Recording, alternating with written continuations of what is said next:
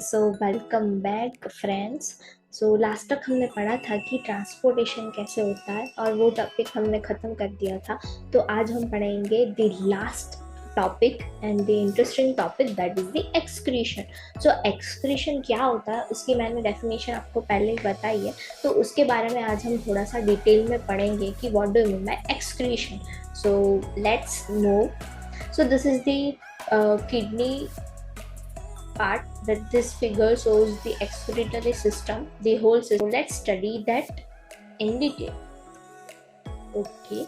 Now metabolic activities generate nitrogenous materials which need to be removed. ये मैंने पहले भी बताया था कि जो हमारी बॉडी में सारी एक्टिविटीज होती है उससे नाइट्रोजनस वेस्ट जो हमारी बॉडी में जनरेट होता है. So the biological process involve in the removal of this harmful metabolic waste from the body is called excretion.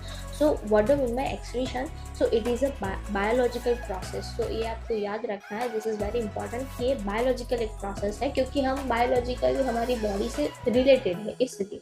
So many unicellular organisms remove this wastage bye simple diffusion from the body surface into the surrounding water. So unicellular organism में क्या होता है कि एक ही cell होता है, तो एक ही सेल होता है तो उससे क्या होता है कि बॉडी सरफेस से ही वो एक्सक्रीट आउट करती है. वो खाना भी, उसके पास एक ही सेल है, कोई ऑप्शन है नहीं, तो वो खाना भी डिफ्यूजन प्रोसेस से लेती है and diffusion process, simple diffusion process से ही वो एक्सक्रीट आउट करती है अपना जो वेस्ट मटेरियल है उसे.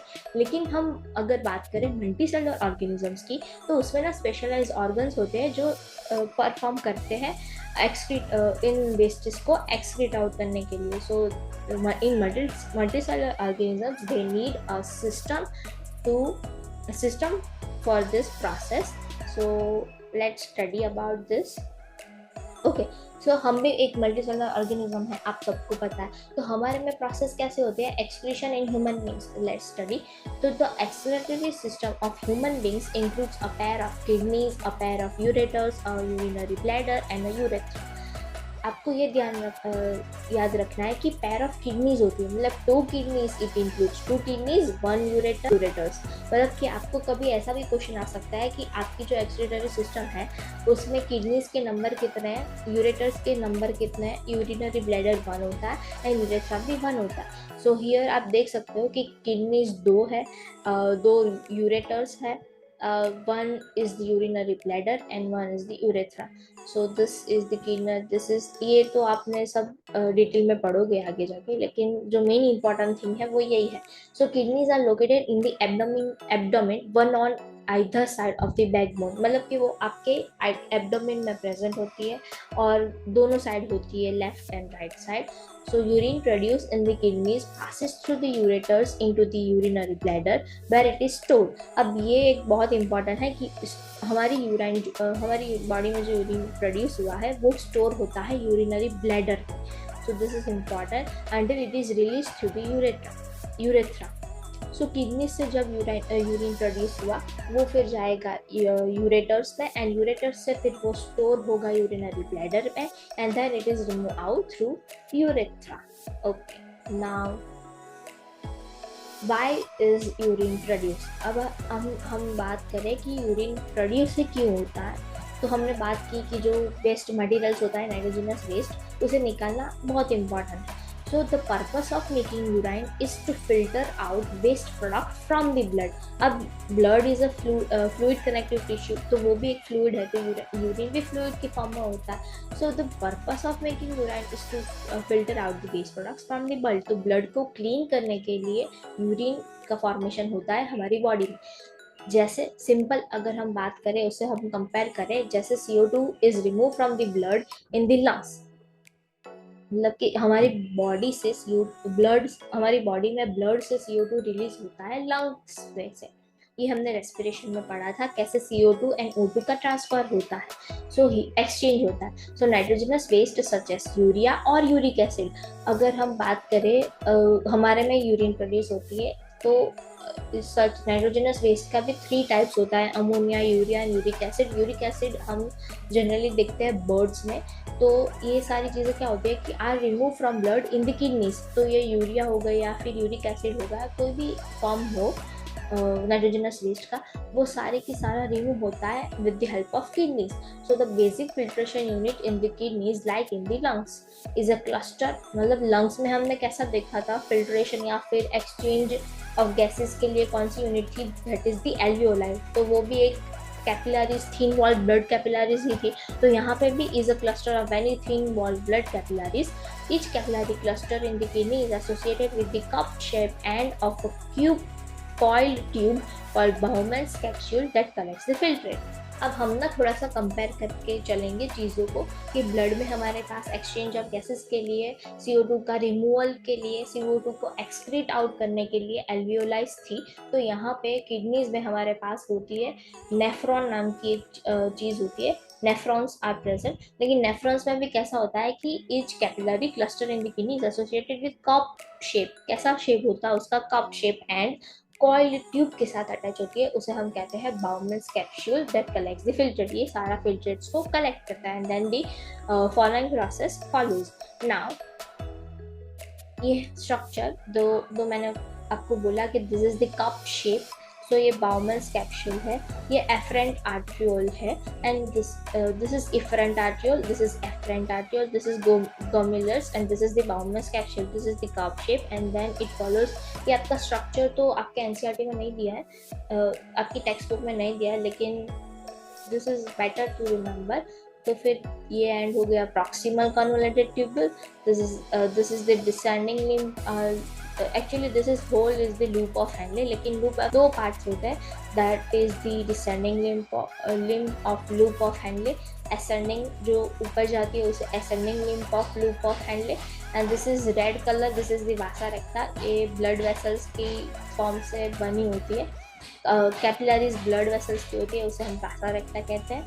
And this is the collecting duct and the whole process. This is the structure of nephron. Now moving on. Okay, now each kidney has large number of this filtration units or nephron packed close together. अब nephron कैसे arrange होते हैं वो मैं आपको आगे picture में दिखाऊंगी, लेकिन ये एकदम compactly packed होते हैं. Some substances in the initial filtrate such as glucose, amino acids, salts and major amount of water are selectively reabsorbed as the urine forms along the tube. ये selectively reabsorbed होते हैं. ये substances है, glucose हो गया, amino acid हो गया, salts हो गए, ये सिलेक्टिवली रीअब्जॉर्ब होते हैं. तो होता है कि amount of water reabsorb depends on, मतलब कि जो हमारी बॉडी से अमाउंट ऑफ वाटर हमारे, मतलब ऐसा नहीं है कि जो यूराइन प्रोड्यूस हुई वो सारी की सारी ही रिलीज आउट होगी हमारी बॉडी से. उसमें से हम यूरिन को कंसनट्रेट करेंगे and then it will be remove. तो जो यूराइन को फिल्ट्रेट करने का जो प्रोसेस है वो आप लोग आगे पढ़ोगे. तो उसमें से ऐसा होता है कि 99% of the urine produce will be reabsorb. तो वो कैसे होता है, तो so the amount of water reabsorb depends on, वो किस पर डिपेंड करता है, जो एक्सेस वाटर आपकी बॉडी में कितना एक्सेस वाटर है, मतलब कि आप कितना ज़्यादा पानी पीते हो, और the amount of dissolve water to be excreted, मतलब कि डिजॉल्व वाटर कितना है आपकी बॉडी में जो एक्सक्रीट आउट होने वाला है. ये दो चीज़ों की डिपेंड करता है कि रीअब्जॉर्प्शन कितना होगा. सो दिस इज वेरी इंपॉर्टेंट कि आप खूब सारा पानी पियो, इसलिए कहते हैं कि drink lots of water.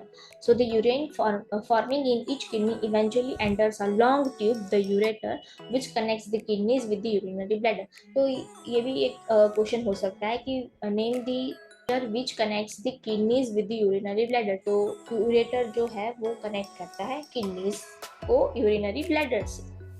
Now urine is stored in the urinary bladder until the pressure of expanded bladder leads to the urge to pass it out through the urethra. मतलब this is a voluntary process. So urine store होती है urinary bladder में जब तक कि हम, this is voluntary process, मतलब कि हम खुद से कर सकते हैं. So the bladder is muscular, मतलब कि bladder जो है वो muscular है. So it is under nervous control. So ये आपकी कंट्रोल में होता है. So this is in our control. So this is a voluntary process. So now this is the kidney and these are the some loops. तो इन loops पे ना ऐसे जो नेफ्रॉन मैंने स्ट्रक्चर बताया था, there are millions of nephron in each kidneys. So जो nephron थी वो ऐसे यहाँ पे इन ये जो लाइनिंग है लूप्स की वहाँ पे ऐसे हॉरिजॉन्टल में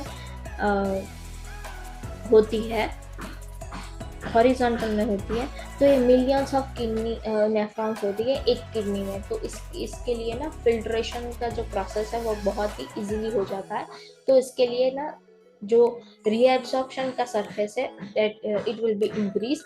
सो this is structure of kidney and the structure of nephron in the kidney. So this is also important.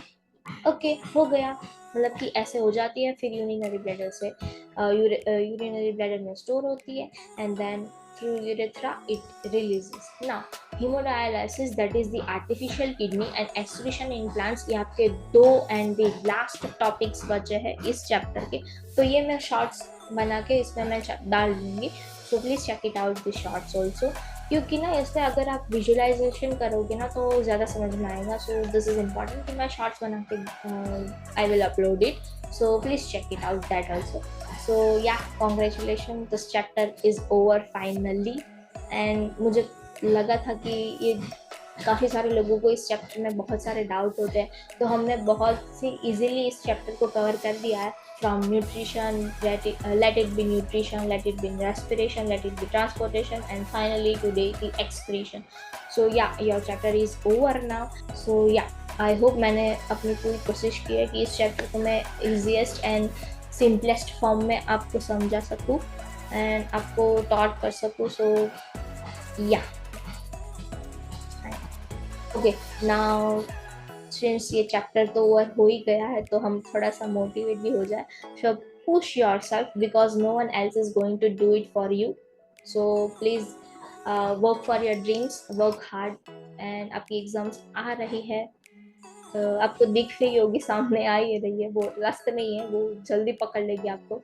So yeah, please work for your dreams and study well. Till then, we will be starting our new chapter in the next lecture. So yeah, until then, please read this chapter, and if you have any queries, then you can DM me on my Insta account, that is biodiaries2401, और आप comment में भी मुझसे पूछ सकते हैं, मैं I will definitely answer that.